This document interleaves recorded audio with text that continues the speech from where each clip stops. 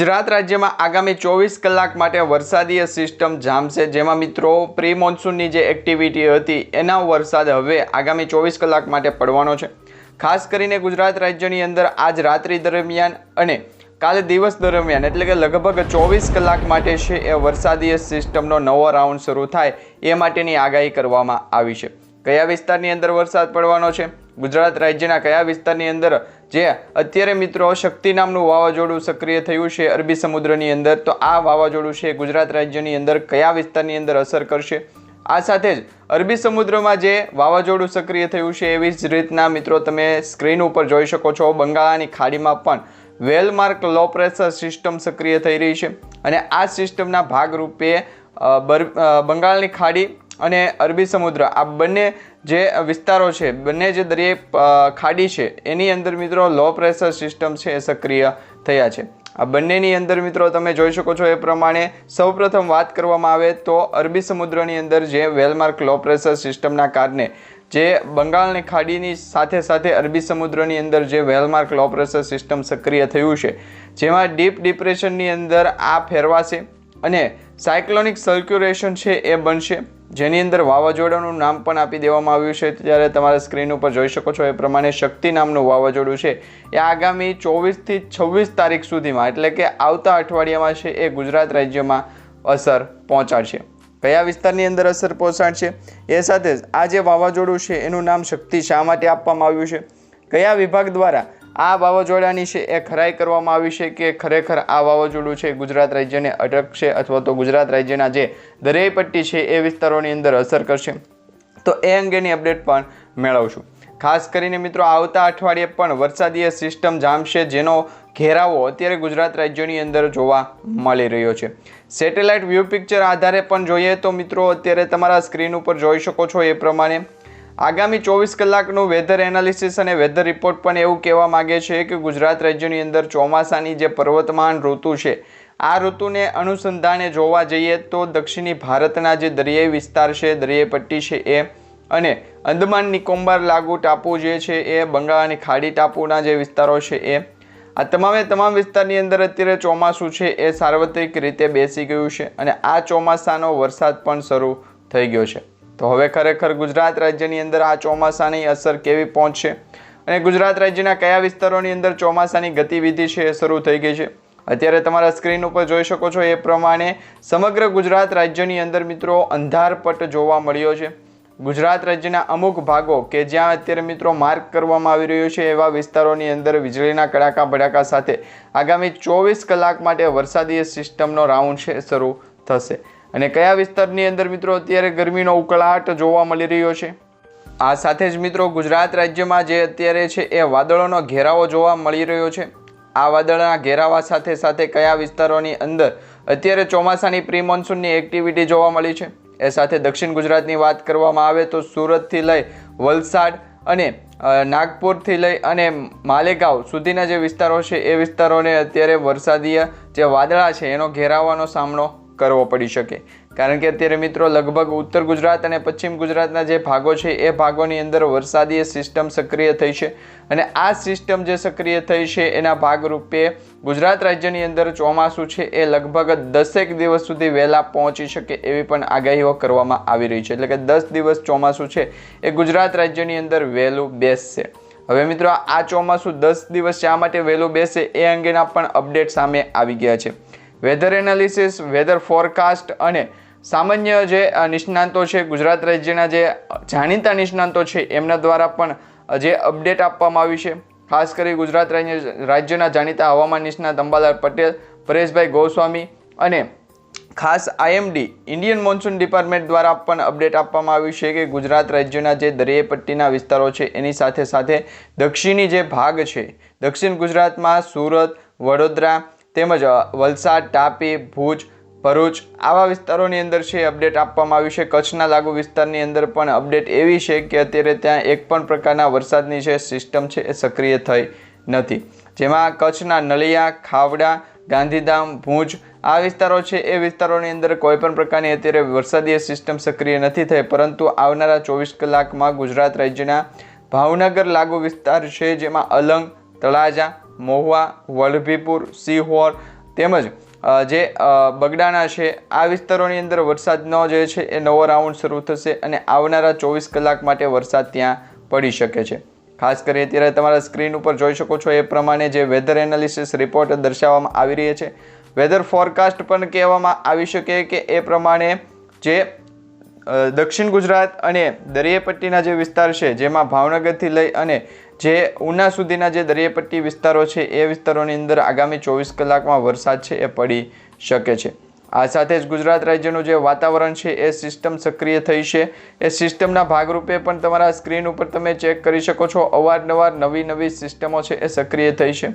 આ વખતે તો મિત્રો ગુજરાત રાજ્ય સાથે સાથે દક્ષિણી ભારતની વાત કરવામાં આવે તો દક્ષિણી ભારતની અંદર પણ સાર્વત્રિક ચોમાસાના વરસાદની છે એ શરૂઆત થઈ ગઈ છે. આ વરસાદની શરૂઆત સાથે સાથે ગુજરાત રાજ્યને પણ અસર કરશે અને દક્ષિણી ભારતની અંદર મિત્રો બેલગાવ, મુંબઈ, બેંગલુરુ તેમજ મદુરાઈ અને શ્રીલંકાના જે ટાપુ વિસ્તારો છે એ ટાપુ વિસ્તારોની અંદર મિત્રો લક્ષદ્વીપનો પણ સમાવેશ કરી દેવામાં આવ્યો છે. આ વિસ્તારોની અંદર અત્યારે ચોમાસાની ઋતુ છે એ બેસી ગઈ છે. ચોમાસું શરૂ થઈ ગયું છે. ચોમાસાના જે વરસાદ આગોતરા વરસાદ અને પાછોતરા વરસાદની જે વાત કરવામાં આવે અને ગુજરાત રાજ્યની અંદર ચોમાસાના જે નક્ષત્રો છે એની પણ વાત કરવામાં આવશે આવનારા દિવસોની અંદર. મિત્રો અત્યારે ગુજરાત રાજ્યમાં કયું નક્ષત્ર ચાલી રહ્યું છે, કયા નક્ષત્રનો વરસાદ પડવાનો હજુ બાકી છે એ પણ આવનારા સમયની અંદર આપણે માહિતી અપડેટ મેળવતા રહીશું. એ પહેલાં આજના વિડીયોમાં જોશું તો ગુજરાત રાજ્ય સિવાય સાથે સાથે ભારત દેશની અંદર મધ્ય ભારત સુધીના જે તમામ વિસ્તારો છે ત્યાં અત્યારે ચોમાસું છે બેસી ગયું હોય એવા અપડેટો સામે આવી રહ્યા છે. વેધર એનાલિસિસ અને વેધર રિપોર્ટ પણ એવું કહે છે કે જે ઘોર અંધકાર આજ 24 કલાક માટે અને આજ રાત્રિ દરમિયાન દર્શાવવામાં આવ્યો છે એમાં ભારે પવનની ગતિ પણ દર્શાવવામાં આવી છે. લગભગ 20 કિલોમીટર પ્રતિ કલાકની ઝડપથી લઈ અને 30 કિલોમીટર પ્રતિ કલાકની ઝડપે પવન ફૂંકાશે અને આ પવનની જે ગતિ છે એ મિત્રો કઈ દિશા તરફ આગળ વધશે એ પણ આજના વિડીયોમાં આપણે જાણીશું. મિત્રો વિડીયોને ખાસ કરીને છેલ્લે સુધી જોતા રહેજો કારણ કે અત્યારે હીટ વેવની પણ આગાહીઓ કરવામાં આવી છે. ગરમીનું તાપમાન છે એ ખૂબ જ દર્શાવવામાં આવી રહ્યું છે.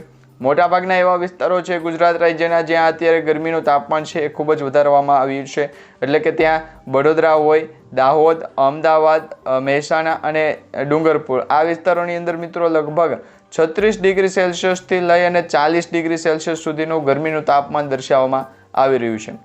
આ બાજુ જોવામાં આવે તો મિત્રો ભાવનગરથી ઓખા સુધીના વિસ્તારો જે છે દરિયાપટ્ટીના વિસ્તારો છે ત્યાં પણ સામાન્ય તાપમાન 31 ડિગ્રી સેલ્સિયસથી 36 ડિગ્રી સેલ્સિયસ સુધીનું દર્શાવવામાં આવી રહ્યું છે. તેમજ કચ્છ લાગુ વિસ્તારની અંદર વાત કરવામાં આવે તો મિત્રો ભુજ, કચ્છ, લખપત અને નલિયા તેમજ માંડવી આ વિસ્તારોની અંદર સામાન્ય તાપમાન છે 31 ડિગ્રી સેલ્સિયસથી 40 ડિગ્રી જે ટેમ્પરેચર છે એ દર્શાવવામાં આવી રહ્યું છે.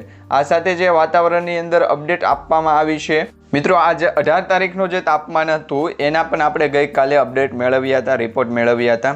તો 18 તારીખે છે એ વરસાદની જે સિસ્ટમ છે એક પણ પ્રકારની સક્રિય નહોતી થઈ.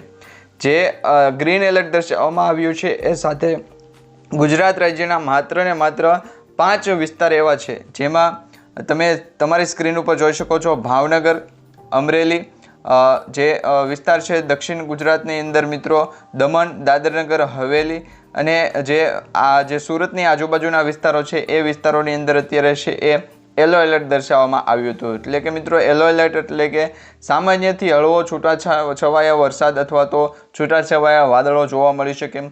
બાકીના જે તમામ વિસ્તારો છે એ વિસ્તારોની અંદર ગ્રીન એલર્ટ દર્શાવવામાં આવ્યું છે. આ ગ્રીન એલર્ટ એટલે કે મિત્રો ત્યાં છે નહીવત વરસાદ, એક પણ પ્રકારના છાંટાની પણ છે એ પડ્યો હોય એવા રિપોર્ટ મળ્યા નથી. આ સાથે જ મિત્રો 18 પછી 19 તારીખ સુધી વાત કરવામાં આવે અને આવનારા 7 દિવસની વાત કરવામાં આવે તો 23 તારીખ સુધી ગુજરાત રાજ્યની અંદર ગરમીનું પ્રમાણ છે એ ખૂબ જ વધશે. ગરમીનું પ્રમાણ એટલા માટે વધશે કે મિત્રો ગુજરાત રાજ્યના મોટા ભાગના જે વિસ્તારો છે એ વિસ્તારોની અંદર જે ગ્રીન એલર્ટ છે એ દર્શાવવામાં આવી રહ્યું છે. નહીં કે રેડ એલર્ટ, ઓરેન્જ એલર્ટ કે રેડ એલર્ટ. અત્યારે ગ્રીન એલર્ટ દર્શાવવામાં આવ્યું છે. યલો એલર્ટ માત્ર ને માત્ર 5 સિટીની અંદર જ દર્શાવવામાં આવ્યું છે. એમાં મિત્રો એક પણ પ્રકારનો વરસાદ પડવાની સંભાવના દર્શાવવામાં આવી નથી. અપડેટ પણ એવા મળી રહ્યા છે. વેધર ફોરકાસ્ટ પણ એવું કહી રહ્યું છે કે આવનારા દિવસોની અંદર જો ચોમાસાની અંદર ઋતુની અંદર કોઈ પણ પ્રકારનો ફેરફાર કે જણાય તો IMD દ્વારા પણ પ્રીસેટ રિલીઝ કરી દેવામાં આવશે. પ્રેસ નોટમાં પણ કહેવામાં આવ્યું છે જેમાં આગામી 7 દિવસ માટે છે એ વાતાવરણ સામાન્ય રહેશે. તે પછીનું વાતાવરણ કેવું રહેશે તો એ પણ તમને જણાવ.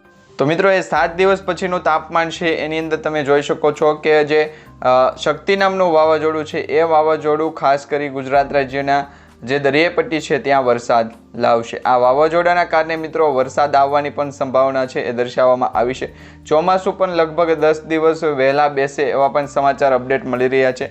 તો આ તમામ સમાચાર અને અપડેટના અનુસંધાને જોવા જઈએ તો ગુજરાત રાજ્યની અંદર લગભગ 23 તારીખ પછી છે એ વરસાદનો ફરી નવો રાઉન્ડ શરૂ થઈ શકે. આગામી 24 કલાક માટે એ માટે દર્શાવવામાં આવી રહ્યો છે કારણ કે મિત્રો વૈજ્ઞાનિકો દ્વારા અને IMD અને અમેરિકન મોડેલ દ્વારા જે વાતાવરણની અંદર પલટવા થતો જોવા મળી રહ્યો છે એ પલટવાના ભાગરૂપે જે વાવાઝોડું અરબી સમુદ્રની અંદર સક્રિય થયું છે જેની આંખ પણ ગુજરાત રાજ્યના દરિયાકાંઠા એટલે કે જે અરબી સમુદ્રની અંદર ગુજરાત રાજ્યનો જે દરિયાકાંઠો છે એ દરિયાકાંઠાની નજીક તો હોવાની છે એ સામાન્ય બાબત જાણવા મળી રહી છે.